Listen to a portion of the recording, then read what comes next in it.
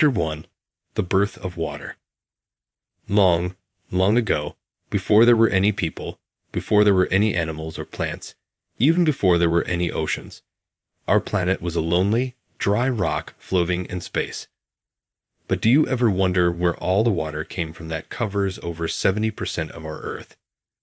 Scientists have a few ideas about this. One theory suggests that water arrived from outer space, not by aliens but on comets. Yes, you heard it right. Icy comets from the farthest parts of our solar system might have crashed into the Earth billions of years ago. When they hit our planet, the ice melted and created water.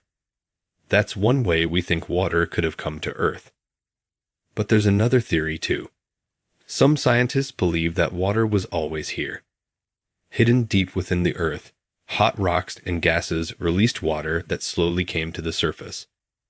Over time, this water covered our planet. So, was it comets from outer space, or was it water from deep within the Earth?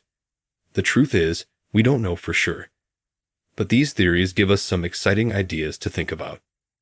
Let's imagine now. The water has come, either from space or from deep within the Earth.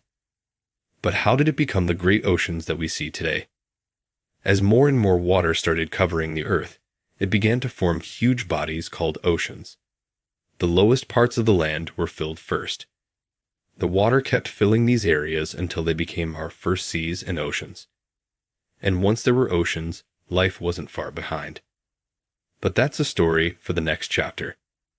Just think, the water in your bottle, the water in your bathtub, the water you drink and play in, might have come from comets from faraway space or from deep, deep down in the Earth. It formed the great oceans and seas, the first homes for life on Earth.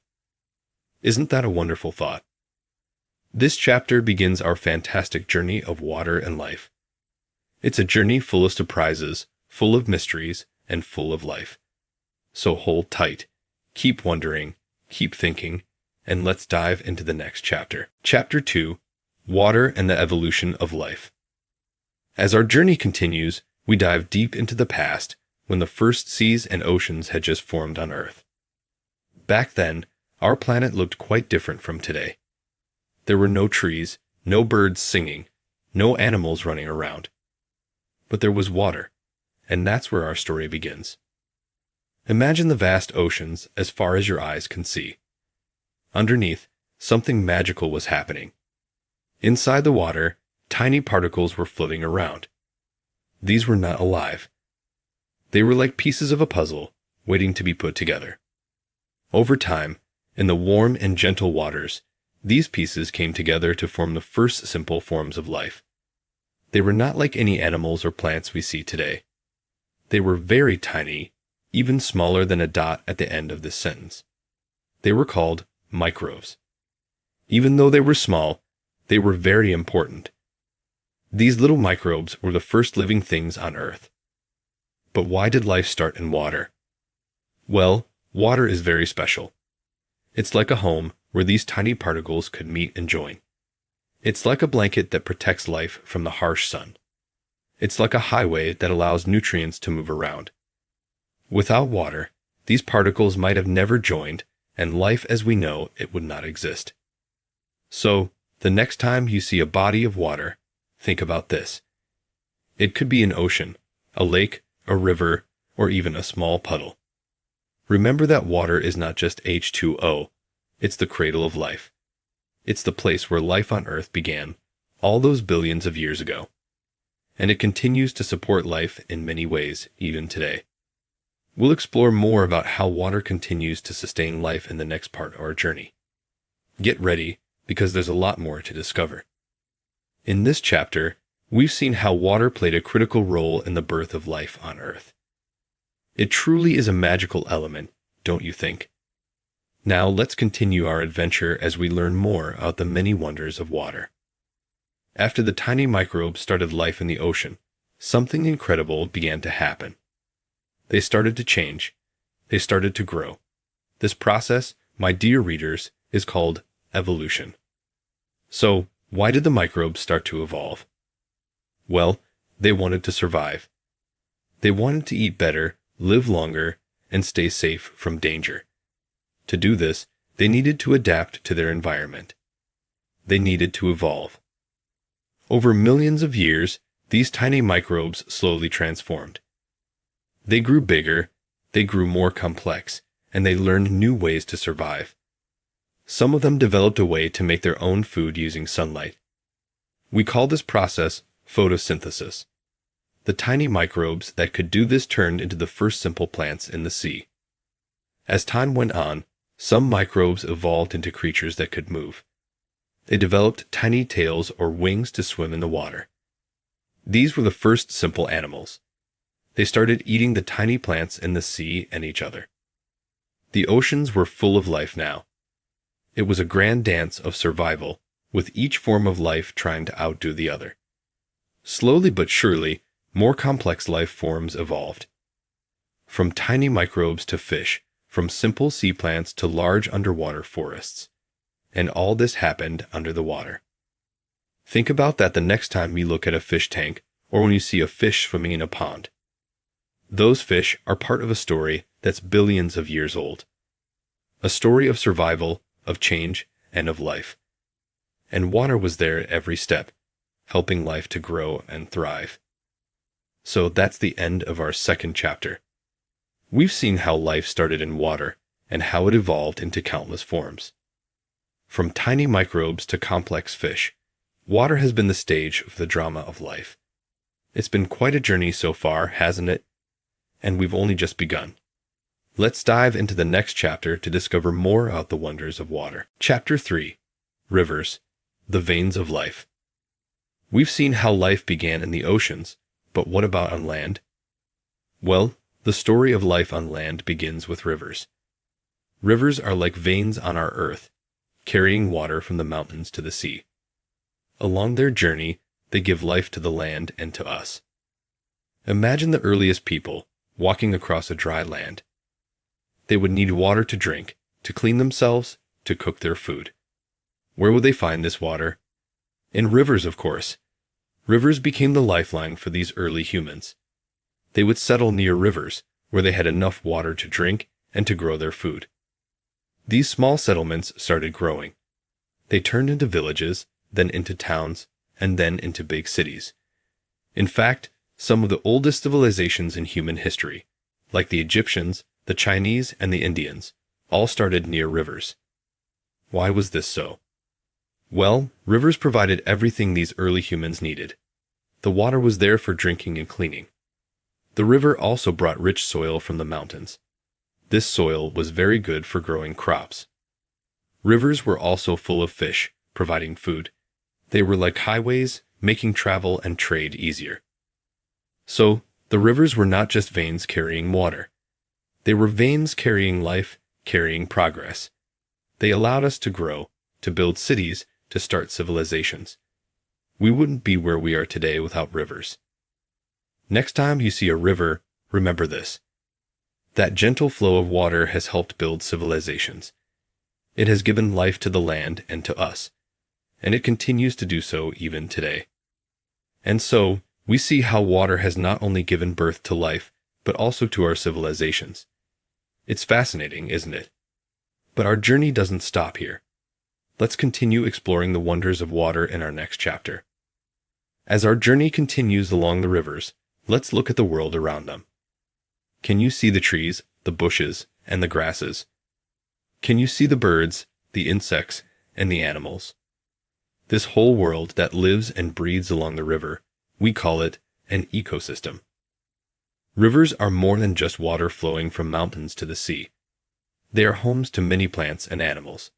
Some animals, like fish and frogs, live inside the water. They swim in it, they feed in it, they lay their eggs in it. But the river also supports life beyond its water. Birds like the kingfisher dive into the river to catch fish. Insects like the dragonfly lay their eggs near the river. Animals like deer and elephants come to the river to drink water. Plants also thrive near rivers. Tall trees, lush grasses, and beautiful flowers grow along the riverbanks. They drink from the river, and their roots hold the soil together. In return, they give shade and food to the animals and birds. All these plants and animals are linked. They depend on each other for survival. They form a chain, a cycle of life. This is the river's ecosystem. It's a vibrant, busy world full of life. Each river creates its own ecosystem, its own world of life. From the tiny insects to the big elephants, from the small grasses to the tall trees, each one plays a part in this world.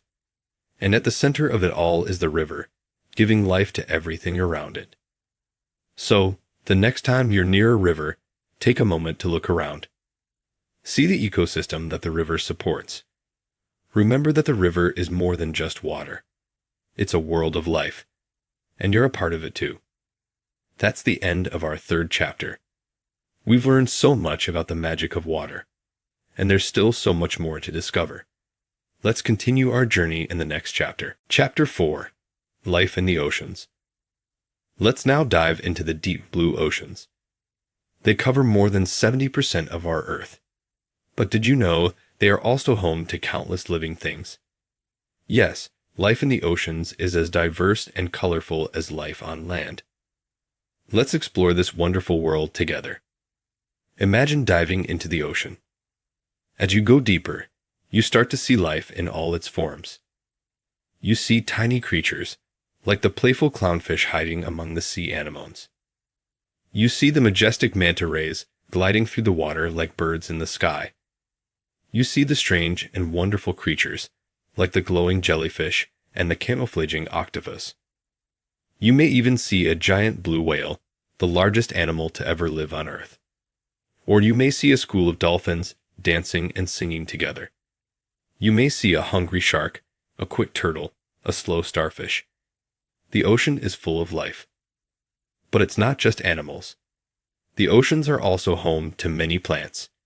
Have you heard of seaweed? It's a type of plant that grows in the sea. Or what about the great underwater forests of kelp, where many sea creatures find food and shelter? The oceans are like a big, big family. Every plant, every animal, big or small, has a role to play. They all need each other to survive. They all make the oceans beautiful, vibrant, and full of life. So, the next time you see the vast ocean, remember this. It's not just a large body of water. It's a living, breathing world. It's a home for countless plants and animals. It's a treasure of life. As we wrap up the first part of our oceanic adventure, we realize how magical and lively the world beneath the waves is. The oceans are truly a wonder of nature, and there's still so much to discover. Let's continue our journey in the next part. As we dive deeper into the oceans, we come across something magical. Something colorful and bustling with life. Can you guess what it is? It's a coral reef. Let's explore this underwater paradise together. Coral reefs are like cities under the sea. They are built by tiny creatures called corals. Each coral is very small, but together they build massive structures. These structures become home to many oceanic plants and animals. Imagine a city full of life. You see fish of every color, shape, and size. You see sea turtles, sea stars, and seahorses. You see clams, crabs, and shrimp. You see plants, from tiny algae to big seaweeds. All this life, living together in harmony. That's a coral reef for you. But why are coral reefs important? Well, they are important for many reasons. They provide food and shelter for many oceanic creatures. They protect the coastline from storms and waves. They even help in cleaning the water. Sadly, coral reefs are in danger. Pollution, climate change, and overfishing are harming them. If we lose coral reefs, we lose a precious part of our oceans. That's why we need to protect them. So, the next time you hear about coral reefs, remember this. They are not just pretty structures under the sea. They are living, breathing cities. They are homes for countless plants and animals. They are protectors of our coasts.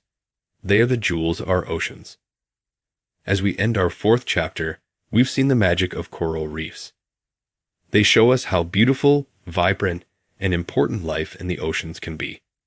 They remind us of the wonders of water and why we need to protect it. Let's continue our journey in the next chapter as we discover more of the magic of water. Chapter 5. Rain, the lifeline of Earth. Have you ever wondered where rain comes from? Or why do rivers never run dry? The answer to these questions is a magical process called the water cycle. Let's explore this incredible journey together. Our story begins with the sun. The sun heats up the water in the seas, rivers, and lakes. This heat makes the water turn into a gas called water vapor. This process is called evaporation. Imagine a pot of boiling water. Can you see the steam rising? That's evaporation happening right in front of you. This water vapor rises up into the sky. As it goes higher, it starts to cool down. When it cools, it changes back into tiny water droplets. This change is called condensation. It's like when you see droplets of water on a cold glass of lemonade. That's condensation. These tiny water droplets come together to form clouds. When the clouds become too heavy, they drop the water back down to the earth. This falling of water is what we call rain, or precipitation. The rain fills up our rivers, lakes, and seas. It gives water to plants and animals. It gives us the water we drink and use every day. And then the sun shines again, and the cycle starts over. That's the water cycle for you. So, the next time it rains, remember this. That rain is a part of a magical journey. It's a journey that starts in the oceans, goes up into the sky, and comes back down to Earth. It's a journey that gives life to our planet. It's the wonderful water cycle. As we wrap up the first part of this chapter, we've seen how water travels around our planet. It's an amazing cycle, isn't it? And it's all thanks to water. Let's continue our journey in the next part as we explore more about the magic of rain. We've seen how rain is a part of the amazing water cycle. Now let's see what it does when it falls on land. Specifically, let's take a journey to one of the richest and most diverse places on our planet, the rainforests. Rainforests are like the jewels of our planet. They are home to more types of plants and animals than any other place on Earth. You can find tall trees, colorful flowers, chirping birds, crawling insects, and even mighty jaguars here. But have you ever wondered, what makes rainforests so full of life? The answer is rain. The rain brings water to the rainforests. This water is vital for all the plants and animals that live here. The plants need it to grow and make food. The animals need it to drink and to find their food. But rain does more than just provide water. It also helps create the perfect conditions for life. Rain keeps the rainforest warm and humid. It brings nutrients from the sky down to the ground. It fills up rivers and streams, creating homes for fish and other creatures. Without rain, the rainforests would not exist. Without rainforests, our planet would lose a precious source of life. They are our largest source of oxygen, our greatest diversity of life, and our most potent weapon against climate change. So, the next time you see rain, remember this. It's not just water falling from the sky. It's a lifeline for our planet. It's the magic that gives life to the rainforests. It's the miracle of nature that we call rain. As we end our 5th chapter, we've discovered how rain nurtures one of the richest ecosystems on our planet, the rainforests. It's fascinating, isn't it? Let's continue our journey in the next chapter as we uncover more wonders of water. Chapter 6. The Silent Ice. Our journey through the wonders of water now takes us to the coldest parts of our planet, the polar regions. Here, water exists in a different form, as ice. Let's discover the silent world of the polar caps together. The polar regions are located at the very top and bottom of our Earth. Here, the weather is so cold that water freezes into ice. This ice forms huge structures called ice caps. The North Pole is covered by the Arctic ice cap, while the South Pole is covered by the Antarctic ice cap. You might think that these ice caps are just cold, barren places. But that's not true. The ice caps are home to many animals. Some animals, like polar bears and seals, live on the ice. They hunt, sleep, and raise their families here. Other animals, like penguins and whales, live in the water around the ice. They feed on the fish and krill that thrive in the cold water. But why are these ice caps important? Well, they play a crucial role in our planet's health. They reflect sunlight back into space, which helps regulate the Earth's temperature. They also store vast amounts of water. If the ice caps melt, they can cause sea levels to rise.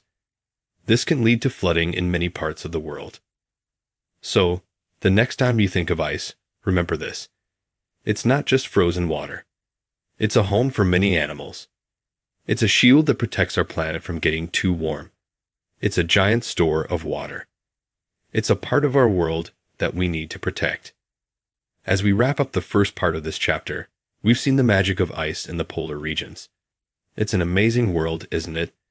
And it's all thanks to water. Let's continue our journey in the next part, as we explore more about the silent world of ice. In the first part of this chapter, we explored the icy worlds of the polar regions. Now, let's delve deeper and meet the amazing animals and plants that call these icy lands their home. Life in the cold is not easy. The weather is freezing, food is scarce, and the conditions are harsh. Yet, many animals and plants have adapted to survive here. Let's meet some of these amazing life forms. Imagine a big fluffy white bear. Can you guess its name? It's a polar bear. Polar bears have thick fur and a layer of fat to keep them warm. Their white fur also helps them blend in with the snow and ice. This helps them hunt for their food, like seals. Now picture a bird with a tuxedo and a funny walk. Yes, it's a penguin. Penguins live in Antarctica, the coldest place on Earth. They have special feathers that keep them warm and dry. They huddle together to keep warm and take turns being in the center of the group. This is how they survive the cold. The cold regions also have special plants. These plants are small and grow close to the ground to stay away from the cold wind. They have dark-colored leaves to absorb as much heat as they can from the sun. They grow slowly, but they are strong and tough. So, the next time you think of the cold, remember this. It's not just a harsh, freezing place. It's a home for many strong and brave animals and plants. It's a place where life has found a way to survive. It's a testament to the power and wonder of nature. As we end our 6th chapter, we've seen the magic of life in the cold. It's a world of strength, bravery, and survival. It's a world that shows us the true power of life. Let's continue our journey in the next chapter as we explore more wonders of water. Chapter 7. The Precious Drop. Water Scarcity. We have seen the wonders of water in the oceans, rivers, rainforests, and polar regions. Now let's visit a place where water is scarce, the deserts. Here, life has found remarkable ways to survive with limited water. Let's discover the amazing adaptations of desert life. Deserts are places where it hardly rains. The days are hot and the nights are cold. Yet, many plants, animals, and even people call these places home. How do they do it? They have adapted in incredible ways. Take cacti, for example. These prickly plants are true desert survivors. They have thick skins to reduce water loss. Their spines protect them from animals looking for water. And inside, they store water for the dry days. What about animals? Meet the desert's ship, the camel. Camels can drink lots of water at once and store it for days. They have long eyelashes and nostrils they can close to keep out the desert sand. Their humps store food, and their wide feet help them walk on the sand. People have also found ways to live in deserts. They wear loose, light-colored clothes to stay cool. They build homes that keep the heat out. They grow crops that need little water. They have learned to respect and value every drop of water. So, the next time you think of deserts, remember this. They are not just barren lands of sand. They are home to life that has found a way to survive with little water. They are places that show us the true value of every precious drop of water. As we wrap up the first part of this chapter, we've seen the magic of desert life. It's a world of adaptation, survival, and respect for water. Let's continue our journey in the next part as we explore more about water scarcity and its impact on our world. In the first part of this chapter, we learned how life adapts to survive in deserts where water is scarce. Now, let's focus on the struggles faced by people living in areas where water is hard to find. Water is essential for life. We need it to drink, to grow food, to keep clean, and much more. But in some parts of the world, people don't have enough water. This is called water scarcity. It can happen for many reasons, like too little rain, too many people, or when water is not clean enough to use. Imagine having to walk for hours every day just to fetch water. Imagine having to choose between using water to cook food or to clean your clothes. Imagine not having enough water to grow your crops. This is the reality for many people living in water-scarce regions. Children, especially, suffer in these conditions. They may have to miss school to fetch water. They may fall sick from drinking dirty water. They may not get enough food if crops fail due to lack of water. But people are strong and resourceful. They build wells to reach water deep in the ground. They collect rainwater in tanks for use during dry periods. They learn to use water wisely and not to waste it. So, the next time you use water, remember this. Water is not just a resource. It's a precious gift. It's a source of life and health. It's something we should never take for granted. As we conclude our 7th chapter, we've seen the human struggles and resilience in face of water scarcity. It's a world that shows us the true value of water. Let's continue our journey in the next chapter as we explore more wonders of water. Chapter 8. Conservation. The Need of the Hour. As we journey through the various wonders of water, we've seen its beauty, its power, and its importance to life on Earth. We've also seen how precious and scarce it can be. Now, we come to a crucial part of our journey. Understanding the importance of conserving water. Water is a gift. It's a gift that keeps us alive, grows our food, powers our cities, and supports countless forms of life. But like all gifts, it's not limitless. If we use too much of it, or if we waste it, we could end up with not enough to go around. Conserving water is about using it wisely. It's about not wasting it. It's about ensuring that there's enough water for everyone, for us, for our children, for the plants and animals, and for the generations to come. Conserving water is also about protecting our planet. Healthy rivers, oceans, and wetlands are essential for a healthy Earth.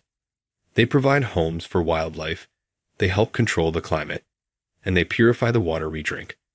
By saving water, we're also saving these precious ecosystems.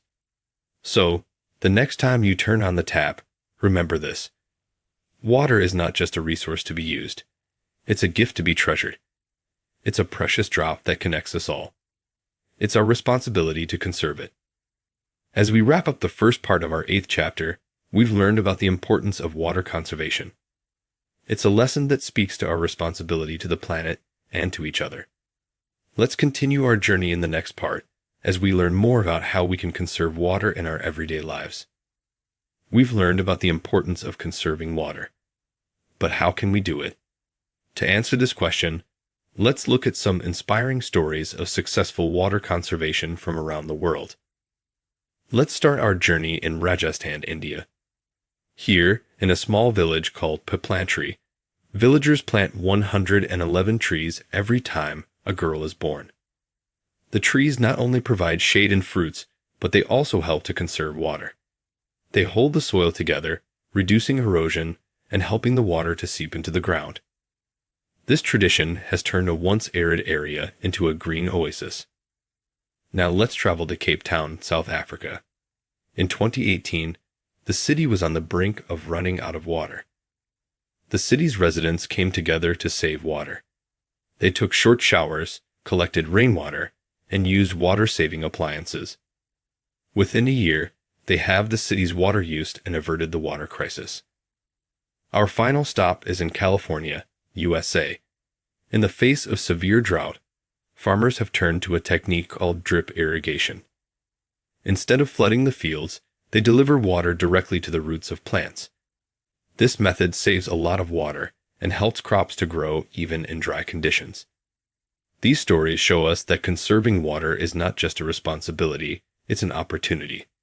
An opportunity to be creative, to come together, and to make our world a better place. So, the next time you use water, remember these stories. They remind us that every drop counts. They inspire us to do our part in conserving water. As we conclude our 8th chapter, we've seen the power of water conservation. It's a journey of inspiration, creativity, and hope. Let's continue our journey in the next chapter as we explore more wonders of water. Chapter 9. Water, the power source. We've seen the many roles water plays in our world. It sustains life, shapes landscapes, and can be both scarce and abundant. Now, we will discover yet another way water is crucial to our lives as a source of power. Let's explore how water is used to generate electricity. Imagine a huge wall built across a river. This is a dam. It's a powerful structure that stops the river's flow. Behind the dam, the water rises, creating a large lake. This is called a reservoir. When we need electricity, we allow some of this stored water to flow out. As the water rushes down, it spins a giant wheel called a turbine. The spinning turbine is connected to a generator, which creates electricity. This process is known as hydropower. Hydropower is a clean, renewable source of energy. This means it does not produce harmful pollutants like burning coal or oil does. It's also renewable because we won't run out of it. As long as the water cycle continues, we can keep generating electricity from water. But hydropower is not without challenges. Building dams can harm the river's ecosystem and people who live nearby. So it's important to plan and manage these projects carefully. The next time you switch on a light or charge your phone, remember this. The power that you're using may come from water. It's yet another way water is vital to our lives. It's another reason to value and protect this precious resource. As we wrap up the first part of our 9th chapter, we've learned about the power of water. It's a lesson about innovation, sustainability, and respect for nature. Let's continue our journey in the next part as we learn about another way we harness the power of water.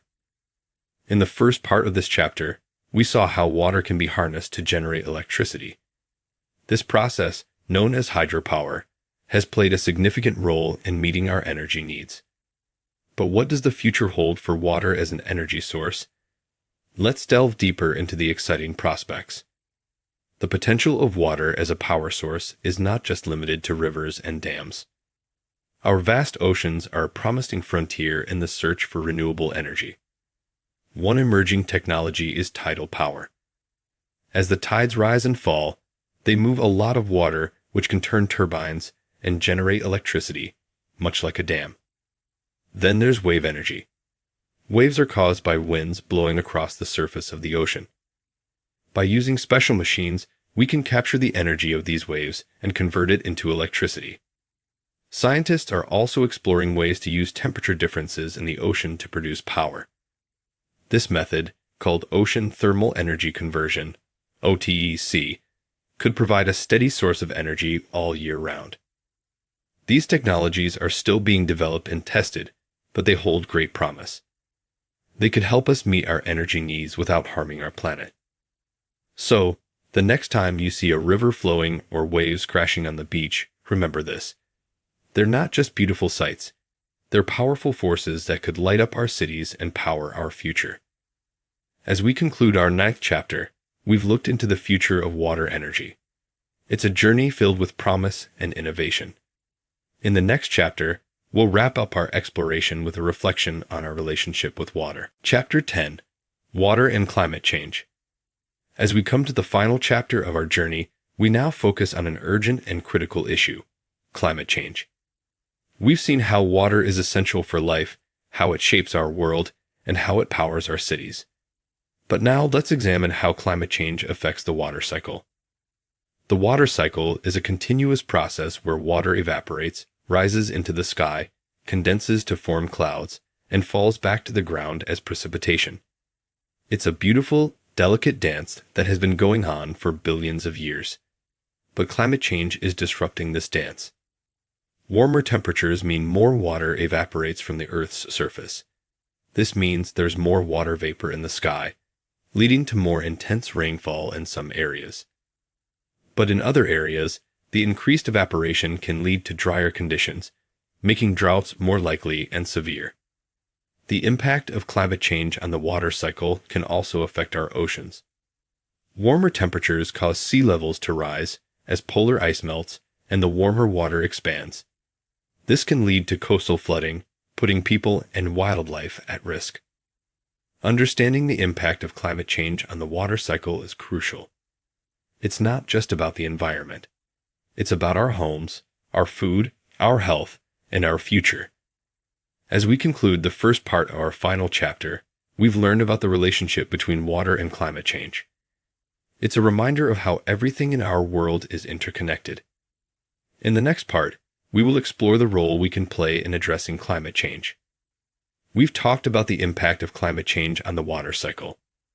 Now, let's turn our attention to another crucial issue, the rising sea levels. How does the warming of our planet contribute to this? Let's find out. The vast polar regions of our planet are covered with ice. This ice plays a crucial role in regulating the Earth's temperature.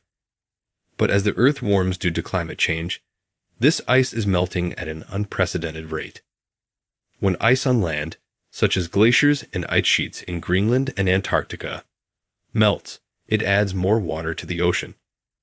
This is one of the main reasons why sea levels are rising. Even a small rise in sea level can have serious effects. It can lead to more frequent and severe coastal flooding, putting homes and lives at risk. But that's not all. The warmer ocean water also expands. This is called thermal expansion, and it's another reason for the rising sea levels. The rising sea levels are a stark reminder of the urgent need to address climate change. We need to reduce our greenhouse gas emissions and move towards cleaner, sustainable sources of energy. Remember, the challenge of climate change is not just about saving polar bears or far-off ice caps. It's about preserving our homes, our communities, and our way of life. It's about ensuring a safe and healthy planet for future generations. As we conclude our final chapter, we've explored the relationship between water and climate change. It's a story of change, challenge, and most importantly, of our responsibility. It's a call to action for all of us to protect and cherish our precious water resources.